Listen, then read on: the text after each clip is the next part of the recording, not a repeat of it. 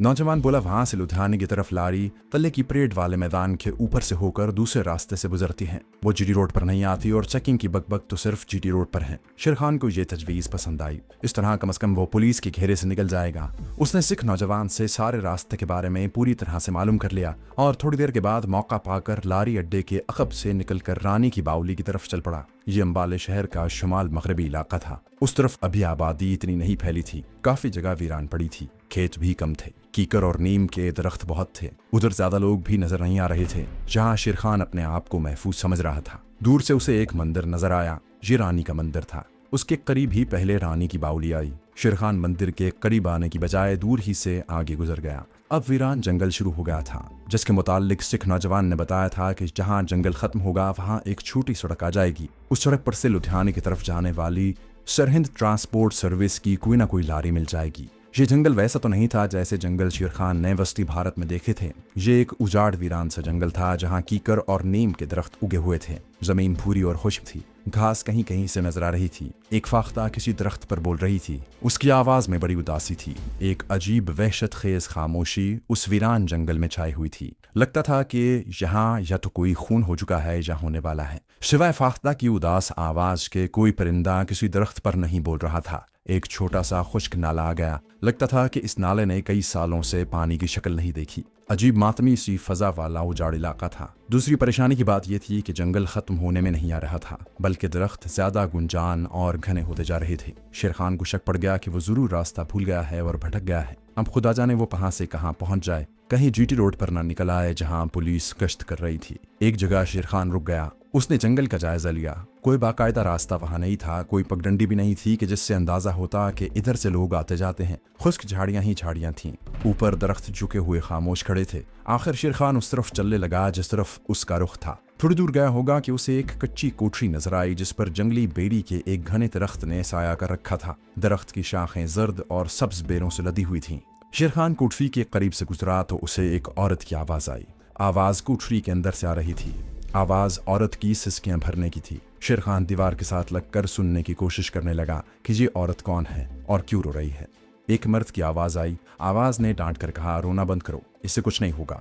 औरत ने रोते हुए कहा, मेरी इज्जत बर्बाद ना करो, मैं तुम्हें खुदा का वास्ता देती हूँ। एक दूसरे मर्द की आवाज आई, तुम्हारी इज्जत बर्बाद करने के लिए तो हम तुम्हें यहाँ उठा कर लाए हैं। उसके साथ ही दोनों मर्द कह कहा लगा कर हंसे। औरत ने कहा, मैं मुसलमान हूँ, मेरी इज्जत खराब करने की कोशिश करोगे तो तुम पर खुदा का अजाब होगा। एक मर्द ने औरत को गाली देकर कहा, मुसलमानों के तो हम जानी दुश्मन हैं, हम एक एक करके भारत में तुम सब मुसलमानों को खत्म कर देंगे। शेर खान समझ गया कि ये वो राष्ट्रीय सेवक संघ जैसी किसी कट्टर हिंदू जमात की आदमी है और मुसलमान औरत की जिंदगी बर्बाद करने वाले हैं। उसने फैसला कर लिया कि वो मुसलमान औरत को इन गाफिरों से हर हालत में बचाएगा। इतने में एक हिंदू ने दूसरे हिंदू से कहा, बिहारी जाकर ढारे में रखी हुई शराब की बोतल ले आ। कोठरी का दरवाजा दूसरी जानिब था। दरवाजा खुलने की आवाज आई तो शेर खान जल्दी से पीछे हटकर एक दरख्त की ओट में हो गया, जहां से उसे कोठरी का दरवाजा नजर आया। उसने देखा कि एक मोटी तोंत वाला धोती पोश हिंदू कोठरी में से निकला। उस तरफ चल पड़ा जिधर कीकर के दरख्तों का एक जखीरा था।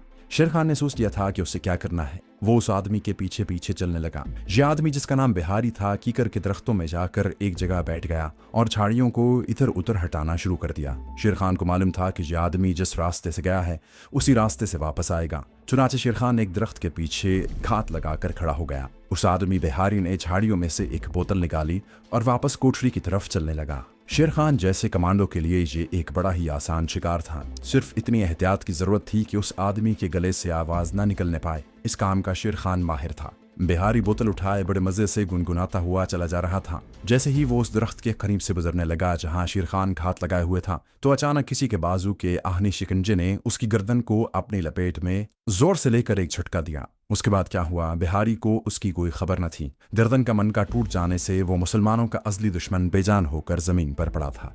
शेर खान ने शराब की बोतल उठाई, लाश को वहीं पड़ा रहने दिया और कोठरी की दीवार की ओट में आकर खड़ा हो गया। अंदर से औरत के रोने और इल्तिजाएं करने की आवाजें आ रही थीं। अंदर सिर्फ एक ही काफिर रह गया था। शेर खान उसके बाहर निकलने का इंतजार कर रहा था। खुद वो कोठरी के अंदर इसलिए नहीं जाना चाहता था कि कोई पता नहीं कि वो आदमी मुसल्ला है, उसके पास असलहा भी हो और वो मुसलमान औरत को ही घबरा कर मार डाले। शेर खान जानता था कि बिहारी को जब देर हो जाएगी तो ये दूसरा भी उसकी तलाश में कोठरी से बाहर आएगा, और ऐसा ही हुआ। कुछ ही देर बाद कोठरी का दरवाजा खुला और एक आदमी जिसने धोती और मैली सी बनियान पहनी हुई थी, टोंद निकली हुई थी। दोस्तों, आगे बढ़ने से पहले आपसे गुजारिश है कि अगर आपने अभी तक इस चैनल को सब्सक्राइब नहीं किया तो इसे सब्सक्राइब कीजिए और वीडियो पसंद आने की सूरत में इसे लाइक, शेयर और कॉमेंट करके हमें बताइए कि आपको हमारी वीडियो कैसी लगी। तो आइए कहानी की तरफ चलते हैं। उसके पास कोई असलहा नहीं था। उसने बिहारी को आवाज दी, देर क्यों लगा रहे हो बिहारी, बोतल लेकर आते क्यों नहीं। शेर खान बोतल हाथ में लिए दीवार की ओट से निकलकर उसके सामने आ गया और बोला, बिहारी ने शराब की ये बोतल भेजी है।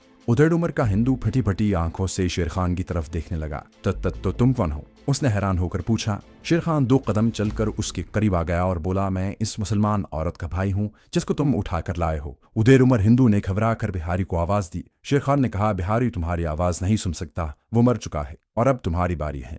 उस आदमी ने पलक झपकने में धोती के डब में से चाकू निकालकर उसका बटन दबाया और चाकू खुल गया। ये कमांडो चाकू था। उसने कहा, तुम्हारी मौत तुम्हें अपनी बहन के पास ले आई है। आदमी अनाड़ी था। किसी खास जाविये से शेर खान पर वार करने की बजाय उसने बिल्कुल सामने से शेर खान पर वार कर दिया। इस अनाड़ियों वाले वार को बचाना शेर खान के लिए मामूली बात थी। दूसरे ही लम्हे उस आदमी की चाकू वाली कलाई शेर खान के पंजे की गिरफ्त में थी। शेर खान ने एक जोरदार झटका दिया। चाकू उस आदमी के हाथ से उछलकर दूर जा गिरा। बाहर से आती आवाजें सुनकर कोठरी में जो औरत थी वो दरवाजे में आकर खड़ी हो गई और सहमी हुई नजरों से देखने लगी। शेर खान इस काफिर को आसानी से हलाक कर सकता था, मगर उसके दिल में रहम आ गया। उसने सिर्फ इतना ही किया कि उसके सर पर पीछे से एक खास जगह पर जोरदार हाथ मारा। वो शख्स बेहोश होकर गिर पड़ा। शेर खान ने चाकू उठाया, उसे बंद करके जेब में रखा और औरत के पास जाकर कहा, घबराओ नहीं बहन, मैं मुसलमान हूँ, मुझे अपना भाई ही समझो। तुम कहाँ रहती हो? मैं खुद इस शहर में अजनबी हूँ। तुम जहाँ कहोगी मैं तुम्हें वहाँ पहुँचाने की कोशिश करूंगा। औरत की उम्र 30 बरस से ऊपर लगती थी।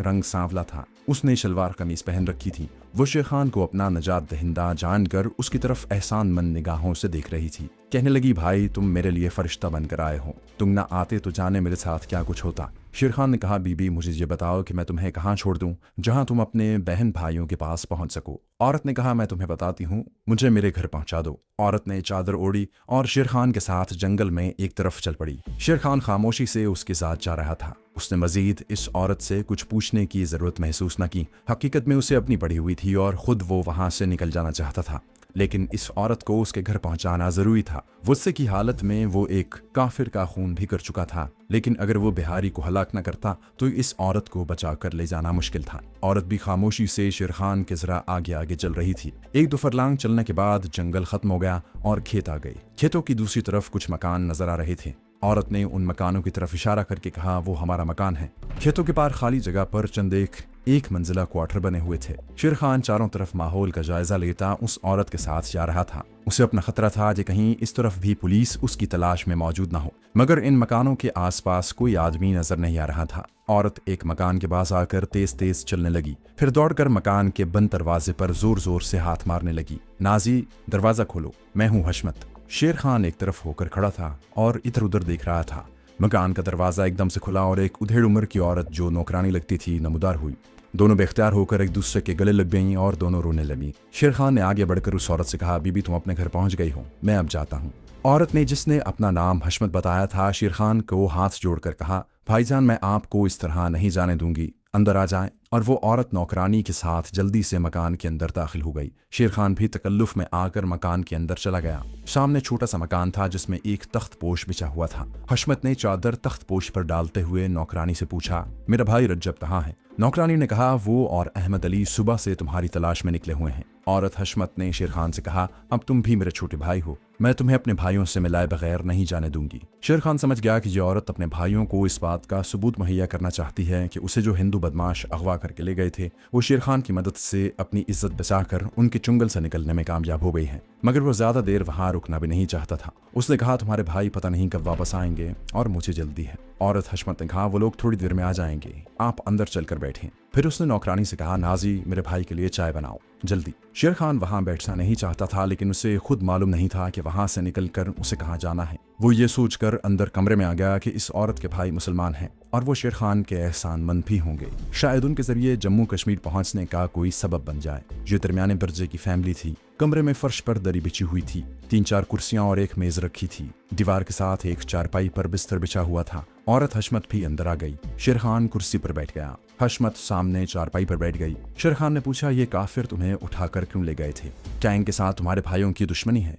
हशमत कहने लगी, भाईजान क्या कहूँ, राष्ट्रीय सेवक संघ के हिंदुओं ने जहाँ के मुसलमानों को एक एक करके खत्म करने का फैसला कर लिया है। मेरे दोनों भाइयों रज्जब अली और अहमद अली का छोटा सा कारोबार था। हिंदुओं ने उनकी दुकानों को आग लगा दी और कई एक बार उन पर कातिलाना हमला भी किया। कुछ मुसलमान तो यहाँ से दिल्ली मीरठ की तरफ हिजरत कर गए, मगर मेरे भाइयों ने सेवक संघ के गुंडों का डटकर मुकाबला करने की ठान ली। मगर हुकूमत हिंदुओं की है। दोनों भाई फिर भी डटे रहे। आज सुबह सुबह मैं बिस्तर से उठकर चाय बनाने किचन में गई तो 2 हिंदू गुंडों ने अचानक मुझे दबोच दिया और मेरी नाक पर गीला रुमाल रख लिया। मैंने 2-4 सांसें लीं और फिर मुझे होश न रहा। उसके आगे के वाकयात आपको मालूम ही है। इतने में हशमत बीबी के दोनों भाई रज्जब अली और अहमद अली आ गए। दोनों नौजवान थे। अहमद अली बड़ा था और मजबूत जिस्म वाला था। बहन को देखकर उन्होंने उसे गले लगा लिया और फिर शेर खान की तरफ घूर कर देखा और फिर बहन से पूछा, तुम्हारे साथ बुरा सलूक तो नहीं हुआ? हशमत ने शेर खान की तरफ इशारा करके कहा, अगर मेरा ये भाई ऐन वक्त पर आकर मेरी मदद न करता तो मेरी इज्जत बर्बाद हो जाती। अहमद अली ने शेर खान को घूर कर देखा और पूछा, ये कौन है? शेर खान ने आहिस्ता से कहा, मेरा नाम शकील है। मुझे लुधियाने जाना था, ट्रेन न पकड़ सका। लारी भी उस वक्त कोई नहीं जाती। सोचा दूसरी सड़क पर से कोई गुजरती हुई लारी या बस पकड़ लूंगा। जंगल में से गुजर रहा था कि तुम्हारी बहन की सिसकियों की आवाज आई। उसके बाद शेर खान ने सारी दास्तान बयान कर दी, लेकिन उसने ये न बताया कि उसने दूसरे हिंदू गुंडे बिहारी को कत्ल कर दिया है। उसके बारे में यही बताया कि वो भाग गया था। अहमद अली बोला, शकील भाई, तुमने हम पर और हमारे खानदान पर बहुत बड़ा एहसान किया है। शायद इसका बदला हम सारी जिंदगी ना उतार सकें। शेर खान ने कहा, मैंने अपनी एक मुसलमान बहन की इज्जत बचाई है, ये मेरा दीनी फर्ज भी था। हशमत के दोनों भाई रज्जब अली और अहमद अली कुर्सियों पर बैठ गए। रज्जब कहने लगा, हमने सेवक संघ वालों का एक एक अड्डा छान मारा था, मगर जब तुम हमें कहीं न नजर आई तो हमने फैसला कर लिया कि सर हथेली पर रखकर हम सेवक संघ के गुंडों के हेडक्वार्टर को बमों से उड़ा देंगे और खुद भी उड़ जाएंगे और उनको भी उड़ा देंगे। अहमद अली बोला, हम दस्ती बम लेने घर आए थे कि तुम नजर आ गई। खुदा का शुक्र है कि हमारी बहन खैरियत से घर वापस आ गई। इतने में मुलाजिमा ने चाय ला कर रख दी। हशमत ने उसे कहा, नाजी बिस्किट भी ले आओ। अहमद अली ने सदवी की जेब में से पैसे निकाल कर कहा, बाजार से कुछ बर्फी और गुलाब जामुन भी ले आओ। शेर खान ने कहा, नहीं नहीं अहमद भाई, मुझे डॉक्टरों ने मिठाई खाने से मना किया है, मैं 1-2 बिस्किट खा लूंगा। शकील भाई, आप लुधियाने में क्या करते हैं? कहीं मुलाजिम है या अपना कारोबार है? शेर खान ने कहा, प्लास्टिक की छोटी सी दुकान है। माल लेने के सिलसिले में अक्सर दिल्ली मीरठ अंबाले का चक्कर लगाना पड़ता है। नौकरानी ने प्लेट में बिस्किट लाकर रख दिए। इतने में एक 15-16 साल लड़का दौड़ता हुआ अंदर आया। उसका सांस फूल रहा था। आते ही बोला, मामू, मंगलदास का भाई बिहारी कत्ल हो गया है, उसकी लाश जंगल में पड़ी है। उन लोगों ने तुम्हारे खिलाफ थाने में रिपोर्ट करवा दी है। अहमद अली और रज्जब अली उसी वक्त उठ खड़े हुए। उन्होंने अपनी बहन हशमत से कहा, आपा, तुम बुर्का पहनकर फौरन यहाँ से सीधी स्टेशन पर जाओ और दिल्ली जाने वाली किसी गाड़ी में सवार होकर दिल्ली खाला के यहाँ जाओ। फिर उसने लड़के को जो पैगाम लेकर आया था कहा, बॉबी, तुम आप ही के साथ स्टेशन पर जाओ। लगता था कि उन लोगों को इसी किस्म के हंगामी हालात की आदत हो चुकी है। हशमत बीबी ने उसी वक्त दूसरे कमरे में जाकर सफेद पुराना बुर्का पहना और लड़के के साथ तेजी से बाहर निकल गई। शेर खान ने सोचा कि उसे भी वहां से निकल जाना चाहिए। फिर ख्याल आया कि पुलिस उस मकान की तरफ आ रही होगी। हो सकता है कि दूसरा गुंडा जिसको शेर खान ने सर पर मुक्का मार कर बेहोश किया था पुलिस के साथ ही हो। वो शेर खान को पहचान लेगा। अहमद अली ने शेर खान से कहा, शकील भाई, तुम भी हमारे साथ चलो। शेर खान ने कहा, मेरा ख्याल है कि मैं आपके साथ नहीं जाता, मैं लारी अड्डे की तरफ जाता हूँ। अहमद अली समझदार था। वो समझ गया कि जिस हिंदू गुंडे के बारे में शेर खान ने कहा था कि वो भाग गया था, असल में उसे शेर खान ने कत्ल कर दिया था और वो बिहारी ही था। अहमद अली ने कहा, शकील भाई, अब इसमें कोई शक नहीं रहा कि बिहारी गुंडा तुम्हारे हाथों कत्ल हुआ है। यूं तुम्हारी जिंदगी भी खतरे में है। बेहतर यही है कि अभी तुम हमारे साथ एक महफूज जगह पर चलो। मौका पाकर हम तुम्हें लुधियाने पहुंचा देंगे। शेर खान उलझन में फंस गया था। रज्जब अली ने शेर खान से कहा, आ जाओ शकील भाई, पुलिस आ गई तो हम सब मारे जाएंगे। और वो शेर खान को साथ लेकर मकान के पिछले कमरे की खिड़की से कूदकर खेतों में दौड़ पड़े। शेर खान भी उनके साथ ही दौड़ पड़ा। दूसरा हिंदू हुंडे से छीना हुआ कमांडो चाकू शेर खान की जेब में था। दौड़ते दौड़ते वो मिट्टी के एक बहुत बड़े टीले के पास पहुंच गए। वहां से एक कच्चे रास्ते पर आ गए। यहाँ वो तेज तेज चलने लगे। आगे एक पक्की मगर छोटी सड़क आ गई। वो यहाँ सांस लेने के लिए रुक गए। रज्जब अली बोला, अहमद भाई, यहाँ से हमें कोई सवारी मिल सकती है? अहमद अली बोला, हम रुक नहीं सकते, चलते चलो। रास्ते में कोई रिक्शा टैक्सी मिल गया तो ठीक है। पक्की सड़क की दोनों जानिब खेतों में ऊंची फसल खड़ी थी। खेत खत्म हो गए तो बाएं जानिब एक उजाड़ सा मैदान और दाएं जानिब रेल की पटड़ी आ गई। रेल की पटड़ी को क्रॉस करके वो दूसरी जानिब उतर गए। कुछ दूर चलने के बाद एक खुश्क बरसाती नाला आ गया जिसके ऊपर पुल बना हुआ था। पुल पर से होकर ये लोग दूसरी तरफ आ गए। कुछ दूर किसी कॉलोनी के मकानात नजर आ रहे थे। खेतों में एक जगह अहमद अली ने कहा, यहाँ बैठ जाओ। फिर उसने अपने छोटे भाई रज्जब से कहा, राजू, फौरन मिर्जा साहब के घर जाओ और उन्हें हमारे बारे में बयान करो कि हमें उनके तहफ़्फ़ुज़ की जरूरत है। रजब अली अभी जाता हूँ कहकर आबादी के मकानों की तरफ चल पड़ा। थोड़ी ही देर बाद वो वापस आया तो उसने चादर से अपना जिस्म ढांप रखा था और बगल में एक गठरी सी थी। आते ही वो शेर खान और अहमद अली के पास बैठ गया और कहने लगा, मिर्जा साहब घर पर ही हैं, आ जाओ भैया, मगर ये चादरें जिस्म पर लपेट लो।